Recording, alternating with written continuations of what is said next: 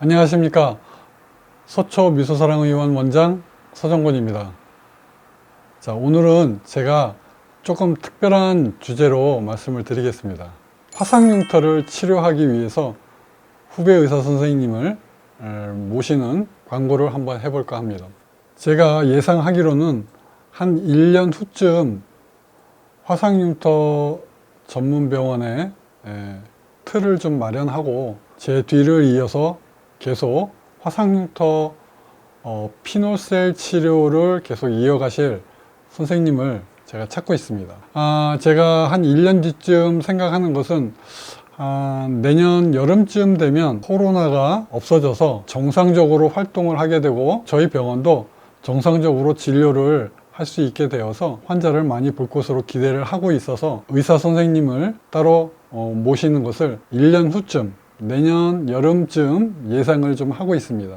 그래서 오늘은 여러분께 제 후배 의사를 양성하는 과정에 있어서 간단하게 몇 가지 소개를 시켜드릴까 합니다. 첫 번째로는요, 저희 서초 미소사랑의원의 히스토리입니다. 두 번째는 화상흉터 하나만을 진료하는 치료 방법, 레이저 서저리에 대해서 피놀셀 메소드에 대해서 소개를 시켜드리겠습니다. 자, 세 번째로는요, 저희 병원에서 화상흉터 하나만을 진료를 하는 것이 얼마만큼 가치가 있는 것인지 소개시켜드리고 저희 병원도 이렇게 소개를 좀 시켜드리겠습니다.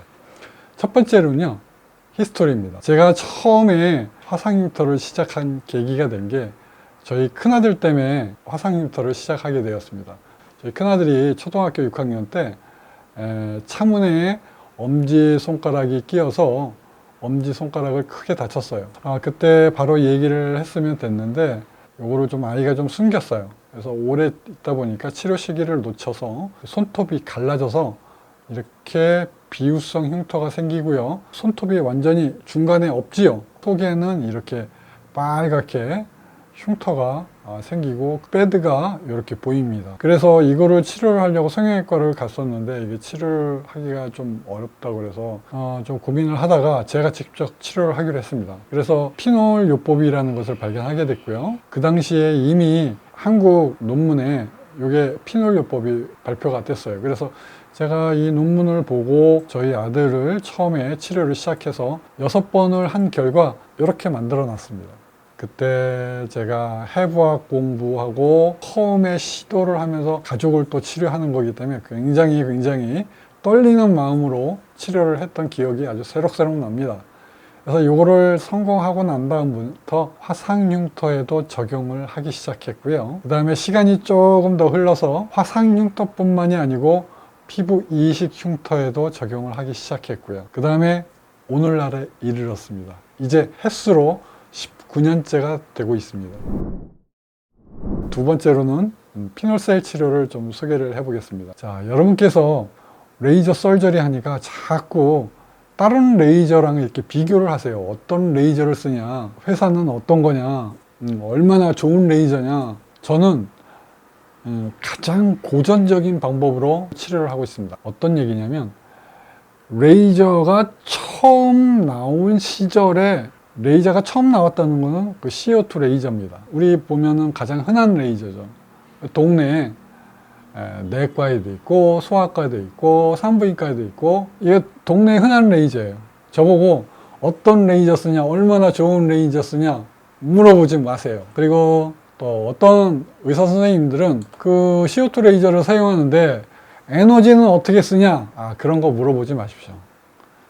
왜 그러냐면 이미 의사 선생님들도 다 알고 있는 치료 방법이에요. 쉽게 얘기해서 처음에 제가 시도를 할 때 어떤 걸 알고 있었냐면 여드름 딱딱하게 빨갛게 염증이 생겨서 곪는 그런 여드름에 기존의 치료법이 있었어요. 피놀 치료법. CO2 레이저로 구멍을 만들어 줍니다. 그러면 고름이 있었던 여드름 자체가 배출구가 생기면서 고름이 나오게 되고 우운드 힐링이 저절로 되면서 자연스럽게 상처를 안 남기고 여드름이 치료가 되는 것을 기존에 있는 치료 방법입니다. 그것을 응용한 것은 피놀셀 요법이고요. 피놀셀 요법은 CO2 레이저로 흉터에다가 구멍을 뚫어 놓고 그 위에 CO2 프락셔널 레이저를 같이 쏘는 겁니다. 자, 이 이상의 이하도 없습니다.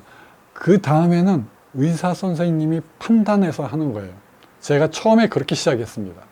저 혼자 스스로 그렇게 배웠습니다. 그리고 제가 다 적응을 해서 19년째 이렇게 치료를 하고 있습니다. 저한테 어떠한 에너지로 어떻게 핸들링을 하느냐 이렇게 물어보는 거는 너무 기초적인 질문을 하는 거라서 그건 답변의 가치가 없다고 제가 생각을 합니다. 이 피놀셀 레이저는 제가 소개시켜 드리면 이렇습니다. 이 구멍을 흉터 위에다가 하나씩 제가 뚫는다고 그랬죠. 그 구멍을 잘 만들어주면 흉터가 없어지고요. 상처의 치유 기간을 통해서 정상 피부와 비슷하게 만들어내는 겁니다.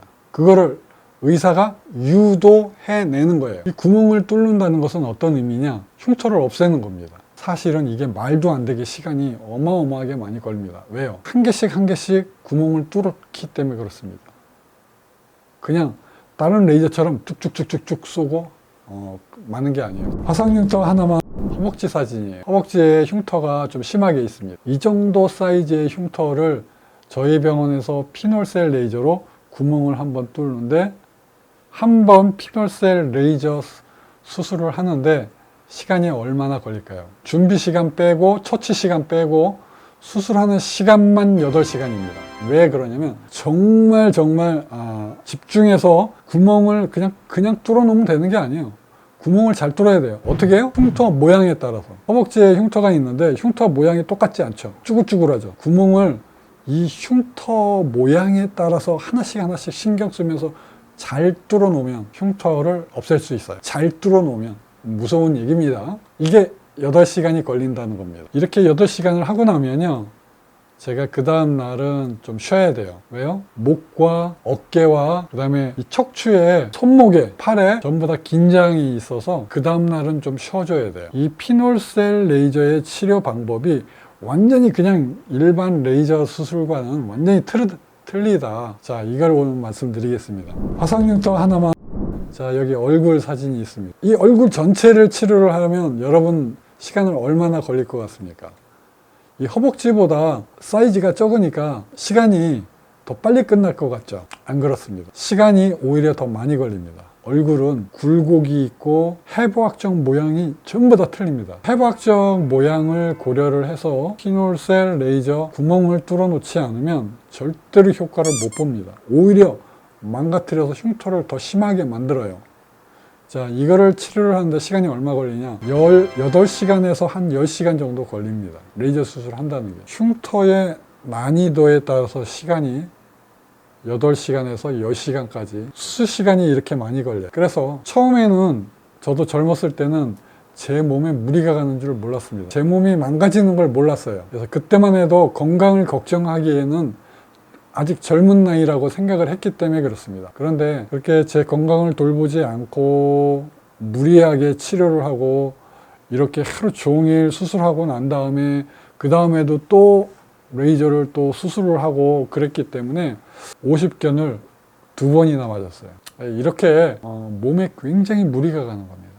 저는 약간의 카팔 터널 신드롬도 있어요. 손목 증후군이 있죠. 이 레이저를 잡고 하는데 이 손목에 무리가 가서 손목도 좀 안 좋아요. 이렇게 목과 어깨와 손목에 엄청나게 무리가 가는 수술을 하는 겁니다. 이 피놀셀이 일반적인 레이저 수술하고는 완전히 틀려요. 화상흉터 하나만을 진료한다는 것, 이것이 어떤 의미가 있는 건지 말씀드리겠습니다. 화상흉터 환자들은 목숨을 구하고 생명을 건져서 지금 살아가고 있다는 것 자체가, 화상 환자들은 생존을 해서 어려운 치료 기간을 이겨내고 여기까지 온 환자들입니다. 자, 이런 환자들은 정신적으로 굉장한 문제가 있을 수가 있습니다. 특히요, 전신적 화상 같은 것을 입은 환자들은 치료 과정에서 선망 같은 게 있을 수가 있습니다. 이 선망이라고 하는 것은 불빛이 번쩍거리는 그러한 망상 같은 것들 있죠. 순간적으로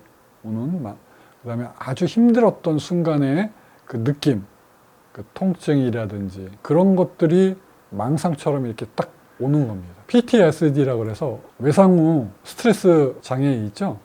이것은 그렇게 어려운 치료를 하고 나서 또 화상을 당했을 때 그 아픔 같은 것들이 그 스트레스가 돼가서 지금 치료가 모두 끝났는데도 불구하고 그것이 굉장히 힘든 현재의 아픔으로 남아있는 겁니다. 그 다음에 이런 환자들은 우울증까지 같이 있을 수가 있어요.